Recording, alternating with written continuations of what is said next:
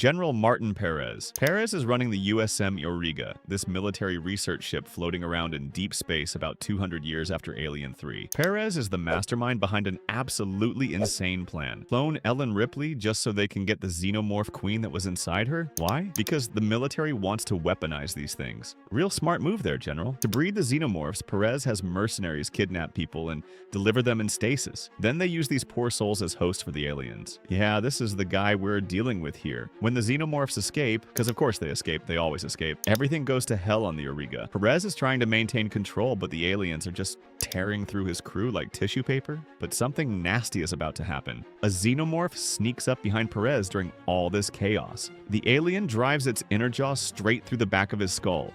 But it doesn't kill him instantly. The jaw punctures through his head, and Perez is still conscious enough to reach up. And in this moment of pure horror, he actually touches his exposed brain. He sees it and even feels it before he collapses and dies. If you thought that was painful, remember that the deaths get so much worse later in the video. Murphy's just a prisoner on Fiorina 161 in Alien 3. This poor guy's assigned to maintenance, which means he's cleaning the ventilation systems when the xenomorph starts hunting everyone. Already not a great job when there's an alien running around. Murphy's doing his maintenance thing when the xenomorph shows up. The guy's immediately terrified, and who wouldn't be? In his panic, he slips on a pool of water, but he doesn't just fall over. He falls backwards into a massive industrial fan. The fan obliterates him instantly. You might think, well, at least it was quick. And yeah, physically it was over in a couple seconds. But think about those last moments. You're being hunted by this nightmare creature. You're terrified out of your mind. You slip. And in that split second of falling, you know exactly what's about to happen. That moment of terror and confusion right before the fan got him is what makes Murphy's death so awful. At least Murphy's death was near instant. The next death was slow and painful.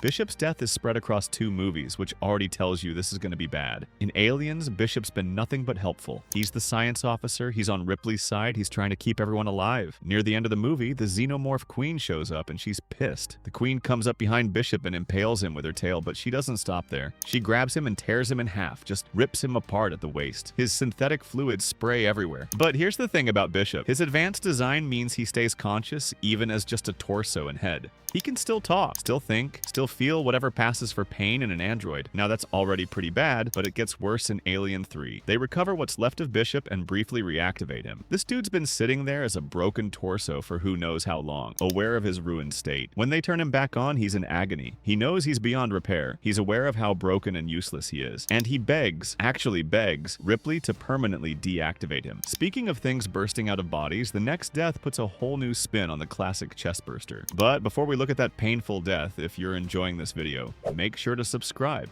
Ben Ledward. Ledward's part of the security team on the colony ship Covenant. The ship picks up this mysterious signal and diverts to check out this uncharted planet. Already a bad decision, but it gets so much worse. While exploring the planet, Ledward accidentally steps on this fungal pod. It releases these microscopic spores, and here's where it gets nasty. The spores enter his body through his ear canal. Just crawl right in there and infect him with this fast-growing alien parasite. His condition goes downhill fast. His crewmate Kareen rushes him to the lander's medbay, but there's nothing she can do. Ledward starts convulsing violently. His whole body's contorting in agony as this thing grows inside him. You can see him suffering, aware that something's horribly wrong, but not knowing what. Now everyone knows about the classic chestburster, right? Alien pops out of your chest? Well, this movie said, let's make it worse. Instead of coming out through his chest, the creature erupts through Ledward's back. It shreds through his spinal column, just tears through his spine and kills him instantly. This death takes the iconic chestburster scene and makes it even more brutal. The spinal exit, the way it happens in the medbay where he thought he'd get help, the fact that this births a new type of alien, the neomorph, which immediately starts attacking everyone else. Ledward's death is painful,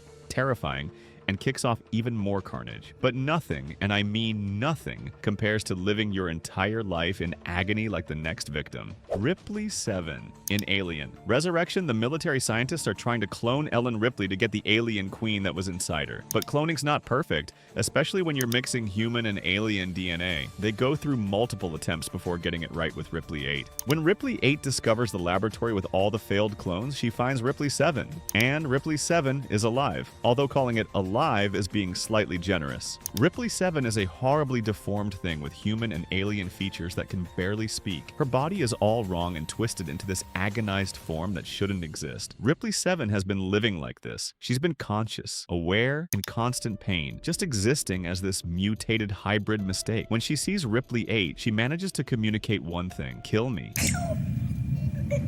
She's begging for death. Ripley 8, out of compassion and horror at what she's seeing, uses a flamethrower to end Ripley 7's suffering. It's a mercy killing, but think about what led to it. This wasn't someone who got attacked and died painfully. This was someone who lived their entire existence in unimaginable agony, whose very life was torture, who had to beg for death as release. But unfortunately, this is nowhere near as painful as the next few deaths. Larry Purvis and Dr. Mason Wren. Purvis is just some regular civilian who got abducted by the military scientists on the USM Auriga. They implanted him with a xenomorph embryo, basically turned him into a walking incubator. The guy's been suffering as this thing grows inside him, knowing he's gonna die when it bursts out. He's in increasing pain, terrified, and there's nothing he can do about it. Dr. Wren. He's one of the scientists responsible for all these experiments. He's the guy who approved using innocent people as alien hosts, a real nice guy. During this confrontation, Purvis realizes he's about to die anyway when the chestburster starts moving.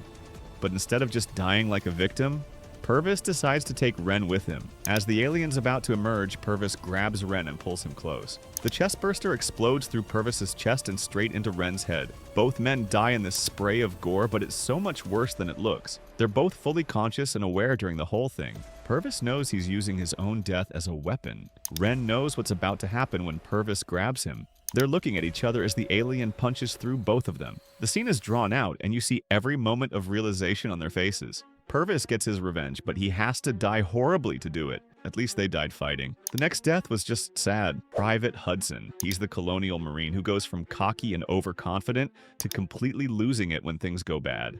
Game over, man. Game over. Remember that? That's Hudson. After everything goes wrong on LV-426, after most of the Marines are dead, Hudson and the survivors are making their last stand in the operations center. They've welded the doors, they're ready to fight, but the xenomorphs are smarter than that. They come through the floor, Hudson's fighting, giving it everything he's got. He's screaming, firing his pulse rifle, trying to hold them off. Then it happens. A xenomorph grabs him from below. Those hands come up through the floor panels and just latch onto him. Hudson's still alive, still screaming, still shooting, but he's being dragged down into the darkness. Here's what makes Hudson's death so painful. It's not quick. He doesn't get the mercy of a head bite or getting torn apart. He gets pulled down into the tunnels while fully conscious. And we know what happens to people the xenomorphs take alive. They get cocooned. They get face-hugged. They become hosts for more aliens. But the next death is so much worse than this. Private First Class Rico Frost. The Marines are in the atmosphere processing plant, which has become a xenomorph hive. They can't use their regular ammunition because shooting might damage the reactor, so Frost is carrying everyone's ammo in a bag. When the xenomorphs attack and everything goes to hell,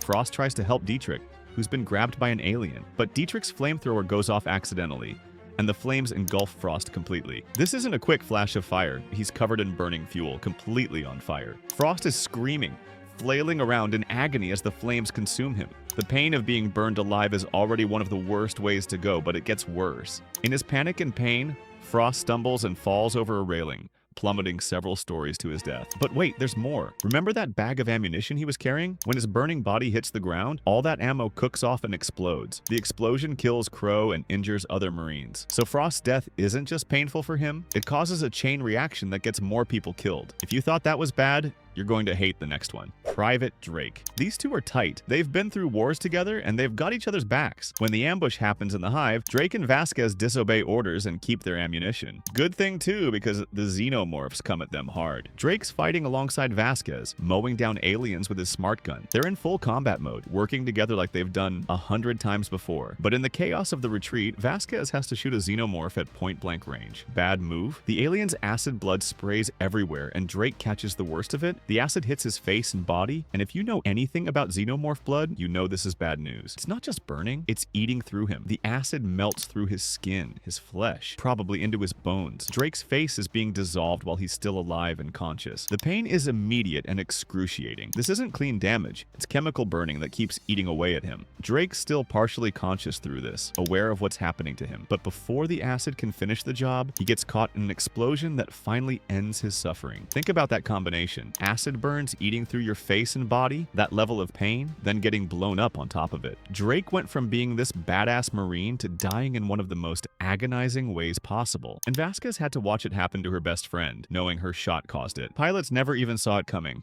Corporal Farrow. When the Marines call for emergency extraction from the processing plant, she's ready. She's prepping the dropship, going through her checklist, focused on getting her people out of there. But while everyone's focused on the ground situation, nobody notices the xenomorph that climbed aboard the dropship. This thing is smart. It waited for the perfect moment. As Farrow's in her pilot seat, strapped in and vulnerable, the alien attacks from behind.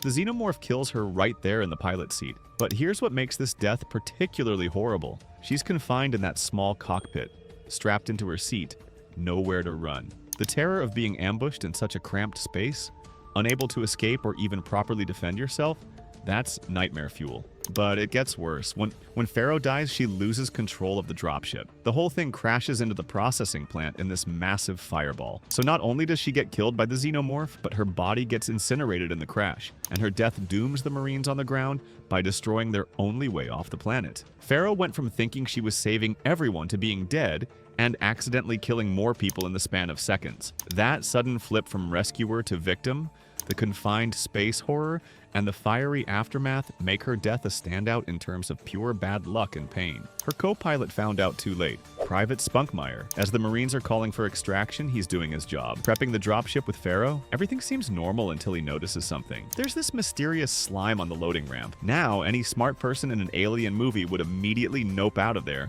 but Spunkmeyer goes to investigate. He sees the slime, he's concerned, but he doesn't realize he just let a xenomorph slip aboard behind him. Spunkmeyer heads back to the cockpit to tell Farrow about the slime, but the alien's already there. In that cramped cockpit space, Spunkmeyer gets attacked and killed. He never even gets to warn anyone. No chance to defend himself, no time to react, just sudden death in a confined space. The worst part? His death leads directly to the dropship crash. If Spunkmeyer had just ignored the slime or immediately sealed the ship, or done literally anything except investigate alone, maybe things would have been different. Spunkmeyer's death is all about wrong place, wrong time. One moment you're doing your job, the next you're dead because you wanted to know what that goo was. If you enjoyed this video, then you have to see my other video about more of the most painful deaths in Alien.